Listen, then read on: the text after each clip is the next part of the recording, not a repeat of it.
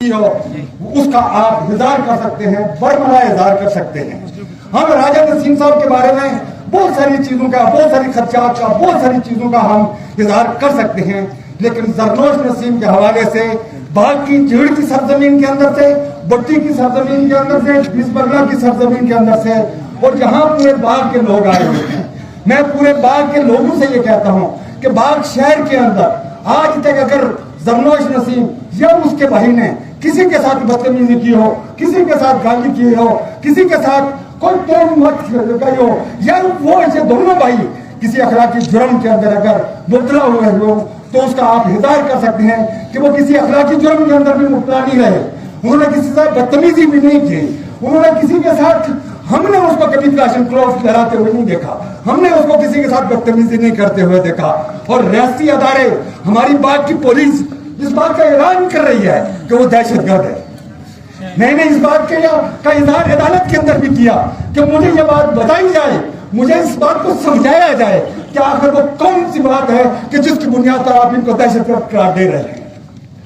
کہ جنہوں نے باغ کے اندر کسی کو اگر تھپڑ نہیں مارا ہے اس کے اوپر آپ کر رہے ہیں کہ انہوں نے دہشت گردی کا انہوں نے پروگرام ہے۔ میں یہ کہنا چاہتا ہوں کہ سجاد ریشم جس پولیس اہلکار کے قتل کا الزام زرنوش نسیم پر لگایا گیا، میں یہ کہتا ہوں کہ زرنوش نسیم نے اپنے پیغام کے اندر بھی کہا، اور ہم لوگ بھی اس بات کی گواہی دیتے ہیں کہ ان کے درمیان کبھی کسی طرح کا کوئی تنازع نہیں ہوا، باغ کا کوئی آدمی، کوئی سجاد ریشم کے خاندان کا کوئی فرد یہ کہہ دے کہ زرنوش نسیم اور اس کے درمیان کوئی تنازع موجود ہوا ہو، کبھی ان کے درمیان تلخی ہوئی ہو، کبھی کسی بات پہ ان کے درمیان کوئی اعتراض ہوا ہو تو اس کی بنیاد پر زرنوش نسیم نے جا کر اس کو مار دیا ہو، ایسا تو کبھی نہیں ہوا ہے، ایسا ناممکن، ایسا نہیں ہوا ہے۔ تو اس لیے ہم نے یہ بات اس کا برملا اظہار کیا کہ ان کے درمیان کوئی ذاتی دشمنی نہیں تھی، ذاتی اناج بندی تھی، پھر اس کو جا کر قتل کرنا یہ کیسے ممکن ہو سکتا ہے۔ میں معذرت کے ساتھ یہ بات اس لیے کہنا ضروری ہے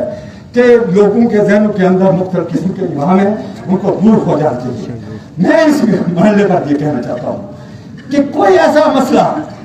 ہمیں اس کی ذات سے کسی بات کی کسی فرد کو تکلیف نہیں پہنچی ہے تو کسی ادارے کو اگر تکلیف پہنچی ہے تو اس کا ہمیں اس کا سمجھایا جائے۔ اس لیے میرا یہ مطالبہ ہے عوام علاقہ کی بھرپور،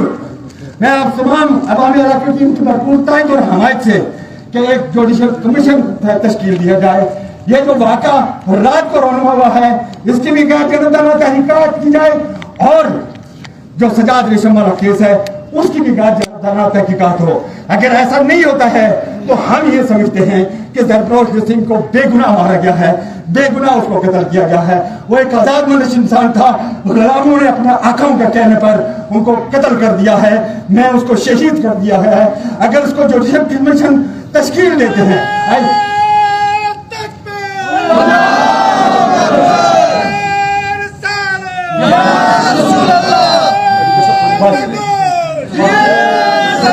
ہمارا ایک ہی مطالبہ ہے اور آخری مطالبہ ہے، اور وہ یہی مطالبہ ہے کہ آزاد کشمیر ہائی کورٹ عدلیہ کے سے ایک جوڈیشل کمیشن تشکیل ہے، ہائی کورٹ عدلیہ کے ججوں پر مشتمل ایک کمیشن تشکیل لیا جائے جو اس بات کی تحقیقات کرے کہ کون قاتل ہے اور کون مقتول ہے، کون ظالم ہے اور کون مظلوم ہے۔